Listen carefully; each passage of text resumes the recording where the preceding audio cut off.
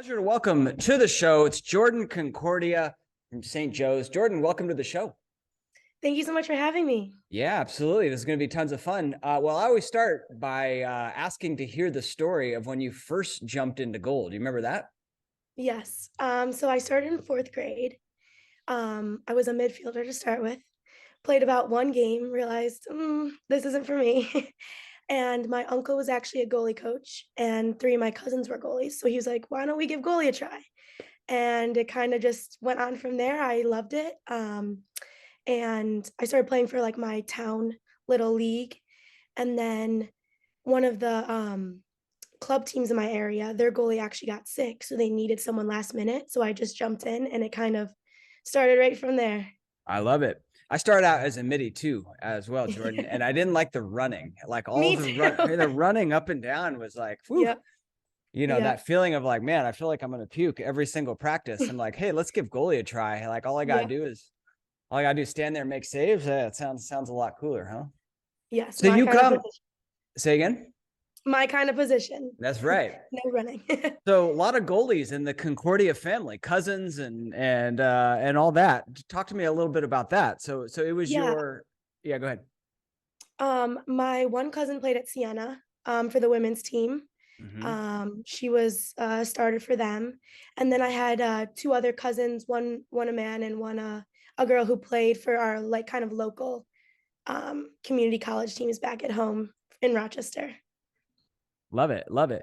And so when you start working with the goalie coach, I mean, I guess he's just teaching you the basics. Like this is how you stand, this is how you hold the stick, this is how you move. Like talk to me about what those like first couple lessons look like for you.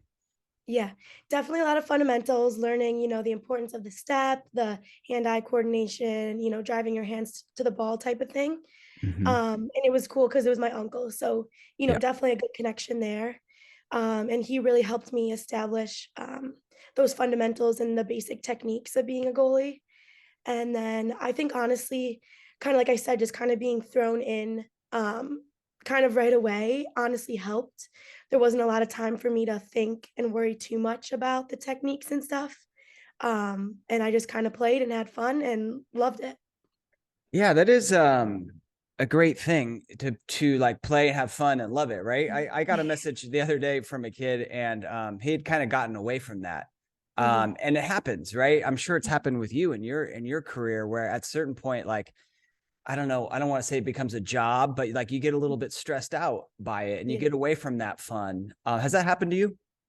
I think definitely when I was younger, I would contemplate, do I really want to do this? Do I now? My parents would kind of always ask me, but I'm so happy I stuck with it. And then kind of once you get to the higher D1 level, then it's like more of I'm so glad I get to do this versus Mm. like I have to do this type of thing. And I think that's really just, when I knew that this is what I wanted to do, I kind of embraced that. And now it's more of getting to have fun with my best friends every day versus a have to do kind of thing. Yeah.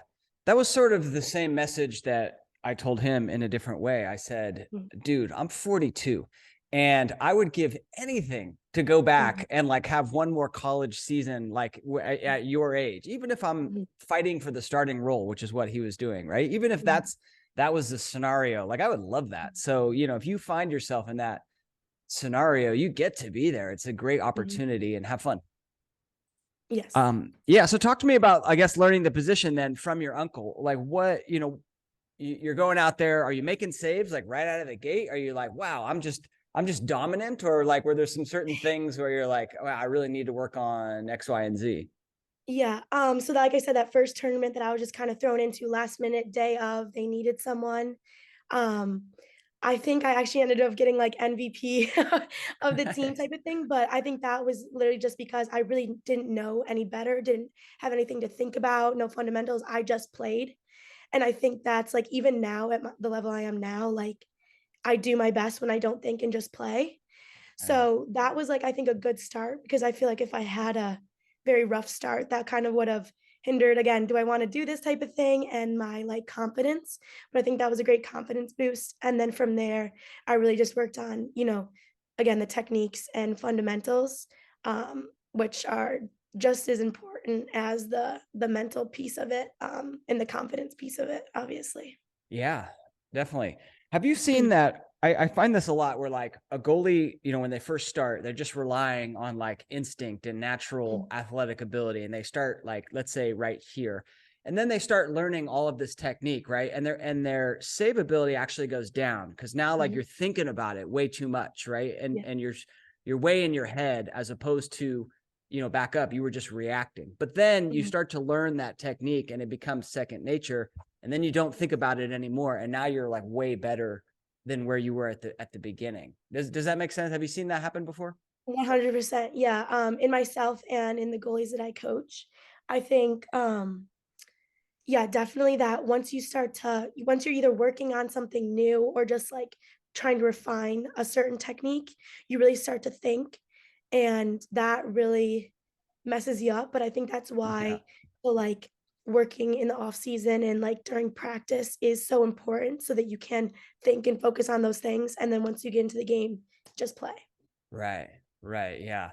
Yeah. A Mhm. lot of goalies' troubles happen, when you start thinking too much. Yeah. And it's so easy. It's so easy for Mhm. that to happen. You give up a couple goals and you're like, oh man, like, your mind starts playing tricks on you. But Mhm. yeah, the more you can stay out of your own head, not think and react, like I think the better you're gonna be. Mhm. What would you say now is your favorite part about being the lacrosse goalie, Jordan? I think goalie, obviously, there's one of you on the field, and it's a very unique position. Not many people wanna do it, obviously. Right. Um, but I think just, like, I also really enjoy the leadership that comes with it, and I think the natural leadership within the position, just because, 1, you can kinda see everything on the field. Again, there's only one of you, so you're kind of that quarterback not only for the defense, but for the entire team. And I think that's something, like a big piece is the communication. I really like that part of it. As you can tell, my voice is kind of gone from all of our games. So I just really I love being able to be that kind of leader naturally and on and Mhm. off the field. Yeah. Yeah, two great points there. One, I mean, it's such a tight knit, like because we're like a niche position, like in a Mhm, niche sport, it's such a tight knit community. And mhm, like we're goalies. It's just so cool. Like you reach out to another goalie, or even like I remember, hanging out with another team, like another team we had just played after mhm. the game, and they go, "Oh, like what position are you?" And I'm like, "Oh, I'm goalie." Like, "Oh, you're a goalie? Cool." Like Yeah. there's a certain level Everyone's of like, "Why? respect. Yeah, yeah. Why do you do Like, that?" well, that's the second question they ask, but there is a certain level of respect that comes with it. They're like, Definitely, I yeah. could never do that. Mhm, Um, as well. I posted a video to my Instagram like a week ago of this guy shooting, and it's like from the perspective of the goalie, right? yeah, He's just ripping shots at the yeah, camera, and a lot of people sent me a message like, "Man, how do you guys do this? Like, I could yeah. never do that." It's just like, Mhm, so we're a unique breed. I love that. And then the leadership piece that you touched mhm, on, love it. mhm, If you are not like a natural born leader, going into the lacrosse goalie position is a great like vehicle to mhm, become a leader because it's a natural leadership position, and you're going to thrive, or you're going to mhm. learn a lot about leadership in that role, I think. Yes. Yeah. Talk to me about some leadership lessons, or some, how you've blossomed as a leader being a goalie. Yeah. So, I'm a captain this year, and I was a captain on my high school team, but I think definitely at this level, being my first year as a captain, has honestly taught me a lot. It's hard to be a leader, but it's also a great thing, On the one Yeah. hand, you have to have those hard conversations and hold your teammates accountable and whatever, but also so many people look up to you. And that's a great thing being able to, especially from like me as a goalie point of view, like not only can I help my defense with what I'm seeing, but also like the shooters, like, hey, you threw that right in my stick. Come on, fake high, shoot low type of thing. And I think that's Yeah. being able to kind of touch on every position, not just my own, is really a valuable thing. But yeah, Yeah. it's hard sometimes, but I love it. Well, sure. Yeah. I mean, being a leader is certainly not easy all the time, but it's very rewarding, I Yes. think. That's a Mhm. good point, too. I always say that lacrosse goalies are like that second, the best of us are like that second coach out there on the Yeah. field. Mhm. And I hadn't thought about it, but yeah, I mean, like if you can coach the offense too, right? Mhm. And kind of give them tips, like when they shoot in a bad spot, or they, do a move that like you saw all the way, and kind of give them some tips. I mean, you're just that second coach out there. I typically think about it more from the defensive end and like kind of coaching your defense, but you can certainly coach the offense as well. Yes, and that's Uh, something my coaches had really encouraged me to do this year, is to, like, reach out. Not only will them being better shooters help the team, but it'll also help me in practice, getting those looks and stuff. So yeah. it was something I was, like, looking forward to embracing and kinda helping Yeah. through. And it doesn't always have to be negative feedback too. It could certainly Mm-mm, be yeah, like, if someone fakes high and shoots low and like really gets you, like it's a great yeah, move. They faked out the goalie, like, positive reinforcement, right? Of like, man, yes, that was a definitely. great move, girl. Mhm, Keep doing that. yeah, Or same thing with your defense, right? Like I was doing a coaching session. We were talking about clearing the ball, and this girl, defender, like broke out. It was a perfect break. Like, goalie hits her for a little lob pass, and they're off on a fast break. When she comes back down, I would be like, way to break out, right? Like, do that yeah, every single time, mhm, so they know that, like, hey, this is how we clear. So yeah, mhm, it could be positive stuff too, so yes, that you can kind definitely. of balance it out with that negative. So you're not that goalie Jorden that's like, man, Jordan's really hard on us, right? No, yeah. Yeah, love it. How do you describe sort of your style of goalie play? There's a lot of different styles, like when it comes to like the arc and your Mhm, stance, like how would you, or maybe some past goalies that you kind of base it off of? How do you describe your mhm. your play?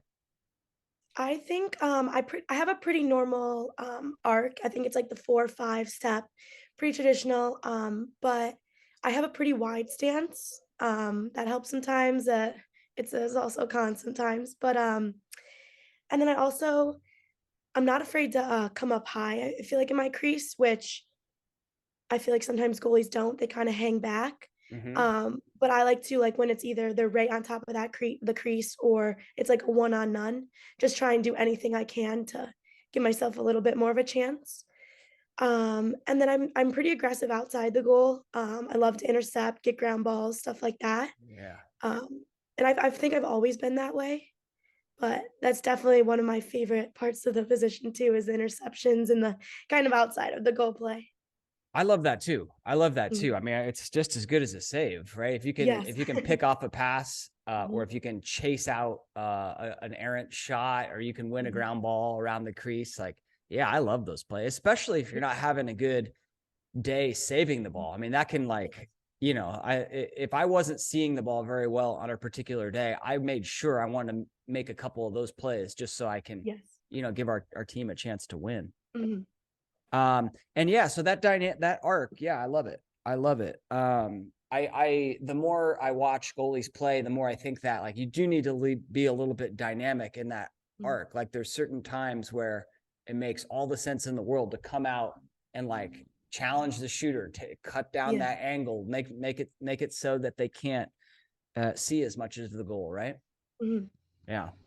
And you're on the shorter side, am I right? I am, for yeah. for the women, which is cool. I mean, Mhm. goalies come in all shapes and sizes. I'm 5'8", so Yes. I'm on the shorter side for a men's goalie, but Mhm. that gives us a certain amount of attributes, like positive attributes, like quickness, right? Yes. Yep. Exactly. All right. Who I mentioned, kind of watching some other goalies. Who, when you were growing up, were there some like college or pro goalies that you really like to watch and learn from? Well, I don't know if you know this, but I actually transferred from Syracuse my freshman year. So I went there my freshman year. Like I said, I grew up in Rochester, New York. So I grew up watching the Cuse games, basketball and lacrosse and all those football. So I think like Liz Hogan, obviously an amazing goalie, kind of the Cuse connection.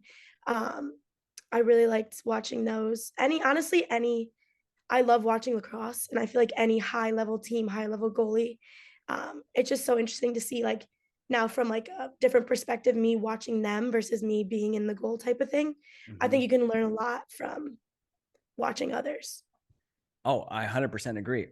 Mhm. And I did know you went to Syracuse for I do some research Yeah. before we hit record, Hmm. I'm not coming in here blind.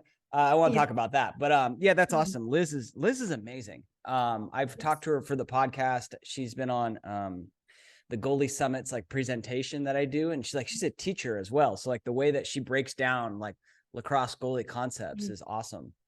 Yeah. I What feel like about she's Ace? kind of the first elite goalie that I saw, and seemed to play fearless. I think that kind of really inspired something in me, to reach that higher level. Right. She does play with like this healthy amount of swagger that I like to Yes, see. yes, And you know who else plays with a lot of swagger is another Syracuse alum, which is Asa Goldstock. Do you watch Asa yes. play? Yeah. She was there when I was there my freshman year. That was her 5th year. Okay. So I was able to, obviously another great goalie. I was able to learn a lot from her, just by watching and practice in the games and stuff and hearing her kind of feedback. But definitely, yes, a very sick goalie. what is something you learned from her, if you can recall? I feel like, she was another one who played pretty high in her kind of crease and was able to, like, cut down that angle, and again, she was going against some of the most amazing shooters, so just kinda seeing her, dominate in that area and know that it is possible and I can do that too type of thing. Um, Her stick work too, she always had the great, toe drag and amazing clears and stuff, so I really admired that. Oh yeah.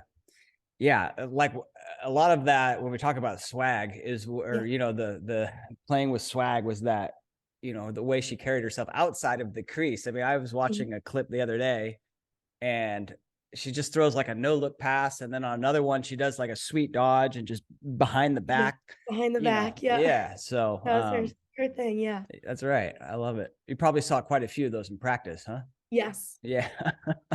You could throw it insanely far behind the back. I don't know how she Yeah. does I it. know. I know. I'll have to get her on the show and just Yeah. talk about those getting distance on your BTBs. Mhm.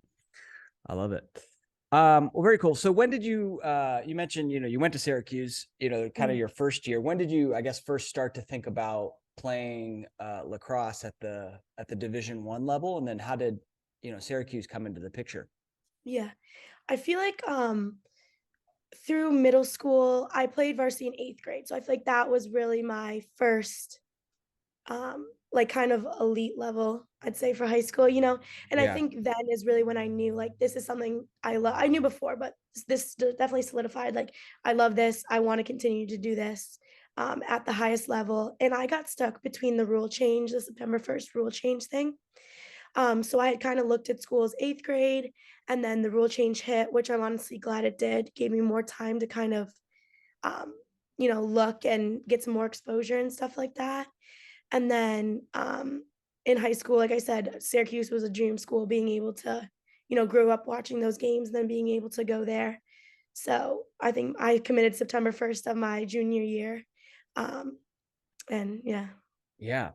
That's interesting. This is a second goalie in a row. You must be the same age as this other yeah, goalie, a men's goalie. And he basically said the same thing where like he had two like phases of the recruiting. Like hmm one where the rule was not in place. And just, if you're listening and you don't know the rule, they changed it to where you cannot like September 1st of your junior year is when hmm they can start contacting you, right? hmm Right.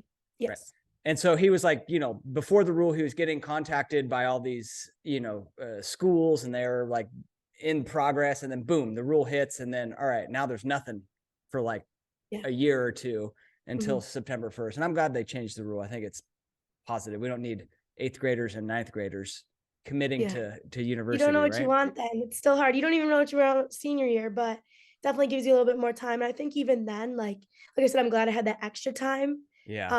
and now looking back and obviously transferring, like, I would've took even more time, just really, go through all your options, know what you want, um, and it's okay, you don't have to commit, right on September 1st. Take your Yeah. time, and that's okay. What did you want? I think I knew I wanted a top program, and ACC obviously is an amazing conference. Being close to home, Hmm. that was definitely a bonus for me. But other than that, like, I don't think I really knew what I wanted. Didn't really know what my major was yet, so, like, the school side of it, the education side of it didn't have too much of a, influence for me, and then I didn't really know, honestly, until I got to St. Joe's where I am now, um, that I really do like a smaller school. But before I didn't really think I had a preference, and now I definitely like the smaller school. Interesting. Yeah. Mhm. And talk to me about, why you decided to transfer. Yeah. So obviously, my freshman year was COVID, so things were hard. It was a different year than normal, Hmm. but I just knew that wasn't the place for me at that time. And so I just kind of wanted to see what my other options were, and ended up didn't really even know what St. Joe's was before I got into the portal. And then, like I said, I was keeping my options open. Ended up jumping on a call with Coach Cahill, and the call went really well. And then this was my first visit during the transfer process, and right away, like I knew this is where I wanted to go. I loved it, loved the coaches, the campus, the team, and I knew that this was best for me. Very cool. What is that, for people who are unaware of the process, what does that first Mm. call look like? Like, how does it go? What do you guys talk about?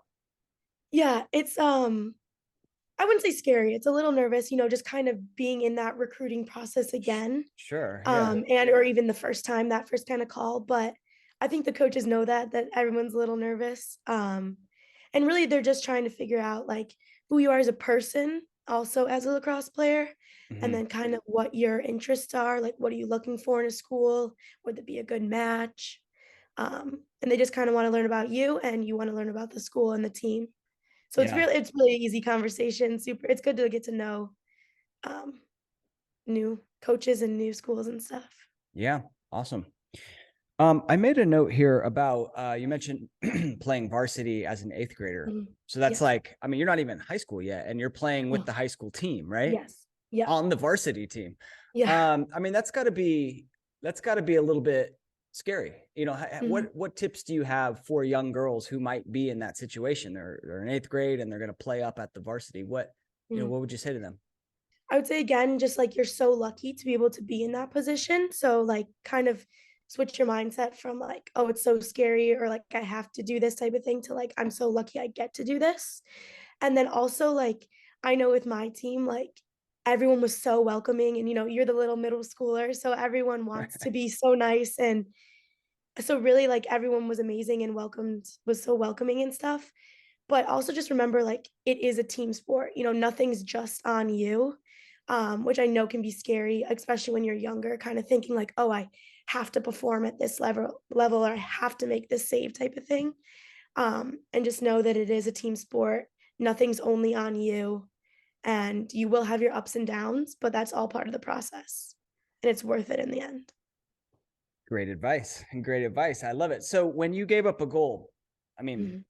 a lot of times us goalies, we have to face those mental demons, right? Like they come out of nowhere. But especially like if you're playing in that sort of stretch, you're playing up. Did you ever have to battle those like, oh, I don't belong here type of thoughts?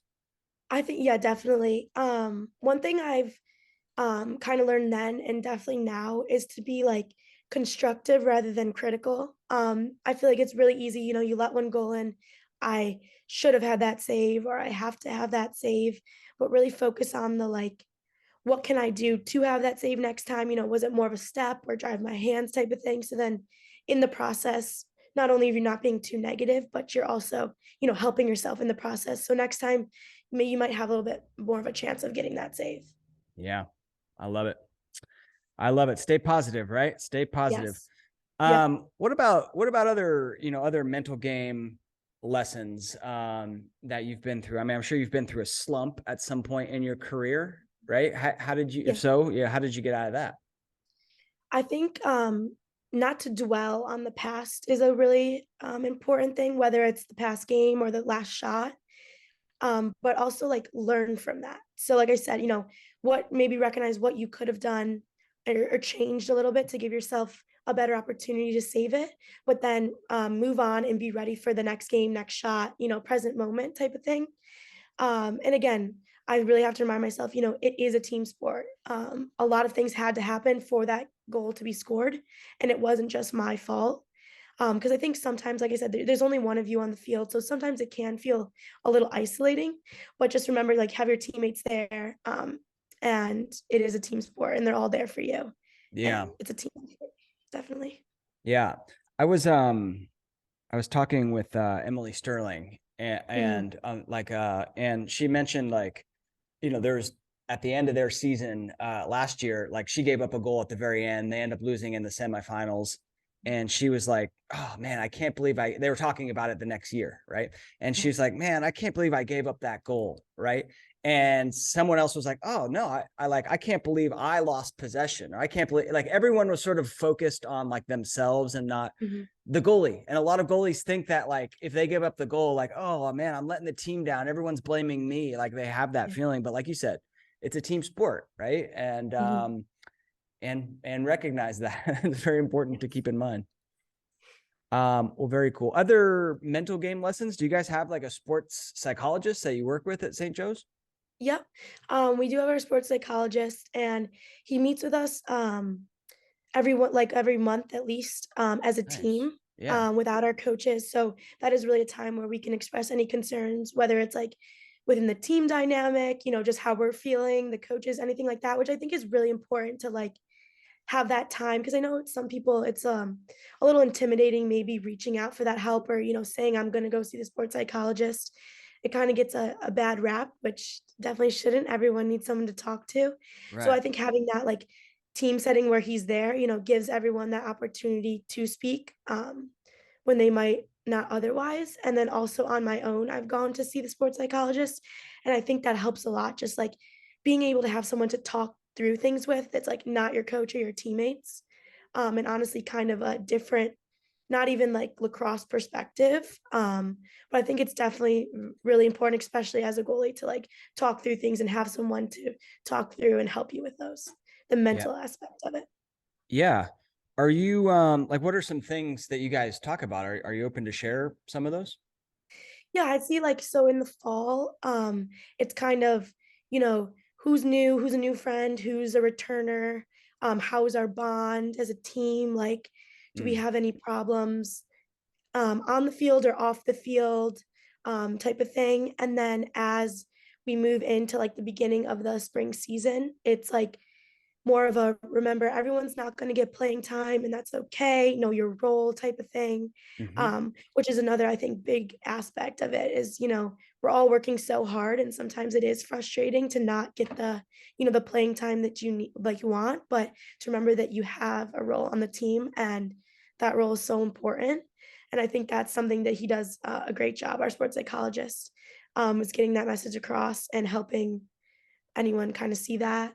And then once we are like in games and it's kind of the check-ins, just like how are the coaches, like how's their feedback type of Mm, thing. And then whether we're like right now we're in a little bit of a losing streak, unfortunately, but he's really helped us remember that like our record really does not matter at all. And now we're moving into conference play, and like it's a whole new season. So like I said, don't dwell on the past, kind of move forward. And he does a great job of helping us with that. very cool. Very cool. So a lot of it's about that sort of relationship management, which, yeah, I mean, is so important, both having great relationships with your teammates and with the coaches, right? Definitely, yes. Yeah, yeah, very cool. Um, awesome. Well, you end up getting the start, like you transfer, and then like right away you're the starter, right? Started all 21 games Yeah, last season. That's got to be that's pretty impressive. Congratulations, like coming in. thank you. Like, how do you how'd you do that? How do you come in like and right away become sort of the starter, and I guess, I don't know, you weren't a captain last year, but I imagine you were somewhat of a leader. How do you do that? I think it was honestly just great timing, great opportunity. I was actually the only goalie in the fall for a little bit, and then we had Oh, gotten another transfer. okay. So there was two of us, and I think just being able to it was just like honestly a great time, and I think that was another aspect of why um I was so interested in coming to St. Joe's is, I've been on teams before where there's 5 goalies, and definitely healthy competition is good. But I knew I really had an amazing opportunity here, and I'm just thankful for being able to give in that opportunity, and given for Coach Cahill to believe in me. Yeah. Yeah, that's certainly, like, when you think about things, when you're considering a school, like the number of goalies on Yeah, the roster's got to be got to be up there as a very important yeah. item, right? Because, Mhm. yeah, I mean, you want to go to a school that has like 5 goalies, or do you want to go to one that has 3? And Mhm. you could make an argument for either, Yeah. but certainly know what you want, right? Yeah. Yes, definitely.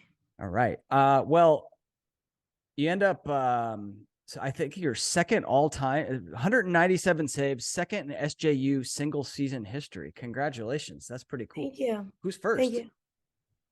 I don't know All actually. right. We're gonna have to learn our St. Joe's history. We'll look it Yes, up. history. Yeah. We'll look it up afterwards. Mhm. Um, awesome. Take me through, if you could, what like a normal week of practice looks like for you guys. Like a week in the life of a D1 goalie here. Yeah. So once we kind of are getting into the role of the games and sometimes we have 2 games a week. So we always do 2 days before a game is attack day. So we focus on our attack and the scout for the attack. And then the day before is D day. So it's all of our defense focus. Um, so that's good to be able to get both aspects, both sides of it, be able to help our attack scout and then them help our D scout. Um, I'm trying to think. One big thing we do for the goalies is tennis balls, those type Mm, of drills. So once the day before a game and for our pregame warm up, we do like tennis balls off the racket, nice. which Yeah. is something in season that I love doing. Um, a lot of sevens, just kind of more game like drills once we're really into the swing of things, Mm-hmm. um, which is always good. Awesome. And like, do you have like team lifts, conditioning during the season, or that's all preseason? Yeah, we lift Monday, Wednesday, Fridays, so 3 days a week, and then they're just the intensity of it changes depending on, like, if it's the day before a game, it's more stretching, feel good stuff. Yeah. Once we're in the fall, it's, gaining that muscle, um, pushing the weights and stuff, Right. and then we do condition a lot in the fall to be ready and in shape, but once we get more into season, again, it's more the, feel good, what's best for our bodies type of thing. Yeah. And how about like scouting? So we're recording this on March 10th. Mhm. According to this schedule here, you guys got a game tomorrow versus George Mason. Yes. Yep. What does scouting look like? Do you know who their shooters are? Do you watch their tape, or do you just go in there kind of raw? We, definitely scout. So for at least I only know really the D scout of it, but, Yeah. we like I said, the day before a game is our D day. So defense and middies will go in and watch scout, which is like different clips from, well, one we do like we had watched our own film from Temple to kinda look at, some mistakes and stuff to kinda work through that, and then Mm, also we watched their attack that, clips that our assistant coach put together and our coaches put together, hmm.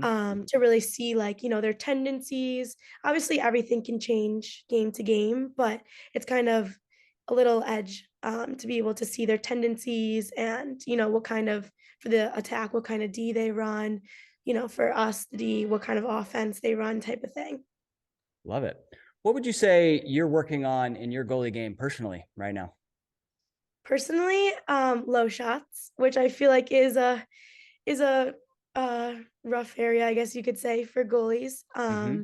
But yeah, I'm just really trying to refine the step and also getting down quick type of thing. Mm-hmm. Uh, yeah. Awesome. Well, I don't think any attackers listen to this podcast, so they will not know. Or maybe by Yes, the time it comes out, you'll have low shots already conquered, already right? down. And then they'll be like, "Hey, that Jordan is not good at low shots." They'll be Yeah. firing low shots at you. You'll be making save after save. So Yes. we got them. We got them. That's awesome. Very cool. Well, Jordan, thank you so much for coming on the show. You guys are, like you said, right in the swing of the season. I guess you're starting conference play tomorrow. Yeah. Yep. I love it. Yes.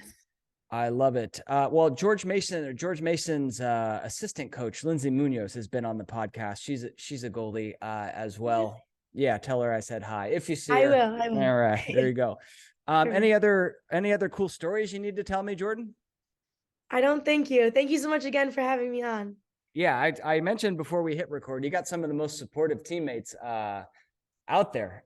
You had a 19 save game versus Towson. Yeah, versus Towson, an 8-6 win, which by the way, on the women's side, like that is a lot of saves. I feel like just because of the nature of the game and where like women's attackers shoot, it's like always just right on top of the goalie. And as a result, like save percentages are lower and you make less saves, but 19 saves. Congratulations. I mean, talk to me Thank you. about that game if you could. Yeah, I think that was one where I really just wasn't thinking at all and just playing. I kind of started off hot, had a few first saves early in the game, and I think there really was a boost for my confidence. And then from then on, I really wasn't thinking, and I was just playing and having a great time with my teammates and having fun. Yeah, that's important, right? Yes. Yeah. I remember one particular game where I played so well, and like it wasn't even like I knew I was playing well. It was like at the end of the game, everyone came up to me. They were like, "Damn, like Damon, you played so good." And I was kind of like, "Oh, really?" Because you're just so like in the moment of Yeah. not thinking about, "Wow, I'm playing so great," or my save percentage is this, or whatever, right? You're just having fun, and if you can get into that state, like you play so well. Yeah. You Yes. mentioned coaching goalies as well. Mhm. Are you still doing that? Like, if someone wants to work with you, coach or get coaching from you, I should say, can they reach out, or is that like an off season thing? Yeah, no, definitely. I coach for Triple H, which is the kind of team in Philly here. But Okay. if anyone is local to Philly and would like some one-on-one lessons or anything like that, definitely reach out. Uh, Maybe over Instagram. My Instagram's Jordan_C33. Okay. So I would love to get to work with some goalies. Awesome. And do you stay there over the summer? Or do you go back to New York? This is our first time having a house, so I'm not exactly sure what I'm gonna do yet, but I think I'm Okay. definitely gonna be here for some of the time. Very cool. Very cool. All right. Well, definitely reach out. What would you say is your coaching philosophy? Let's say like a young girl comes to you and she's 12 and she's played a little, like maybe she's played one season, right? Yeah. How would you go about working with her? I think being honest and sharing the ups and downs of what I went through, have been through, is always a really important tool. And then also I think like just trying not to change their style of play too much because everyone Right. plays differently, but just really helping them like refine their technique and just like work on what's comfortable for them, Mm-hmm. but also effective. Love it. Love it. Um, Couple more questions, Jordan. What stick setup do you go with? Right now, I have the STX Eclipse 2, I'm pretty sure. Yeah.